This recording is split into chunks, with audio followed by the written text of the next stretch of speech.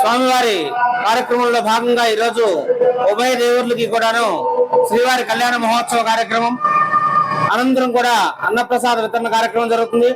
అలాగే సాయంత్రం స్వామివారికి ఎంతో ప్రీతికరమైనటువంటి గరుడ వాహన సేవలో స్వామి దర్శనం ఇస్తారు. రేపటి రోజున స్వామివారికి ప్రభాత సేవ, అలాగే శ్రావణ పౌర్ణమి సందర్భంగా విగనస మహర్షి జయంతి ఉత్సవాలు, విశ్వక్సేన పూజ, పుణ్యాహవచన కార్యక్రమం జరుగుతుంది. హోమాది కార్యక్రమాల్లో పారమాత్మిక హోమము, లక్ష్మీ సహస్రనామ హోమము, వివిధ హోమాలన్నీ కూడా కార్యక్రమాలు జరుగుతాయి. తర్వాత 10:30 శ్రీవారి అపూర్వ రథోత్సవ కార్యక్రమం జరుగుతుంది. ఈ యొక్క రథోత్సవంలో స్వామిని రథస్థం కేశవం దృష్ట్యా పునర్జన్మ నవిద్యతే, ఎవరైతే స్వామిని రథంలో ఉభయ దేవేరులతో కలిసి దర్శించుకుంటారో వారికి మరలా కూడా జన్మం అనేటువంటిది ఉండదు, జన్మరాహిత్యం కలుగుతుంది అనేటువంటిది శాస్త్రవచనము.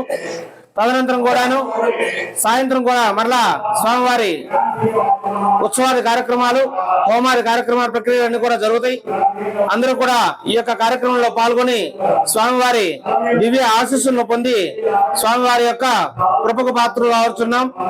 ఓం నమో వెంకటేశాయ.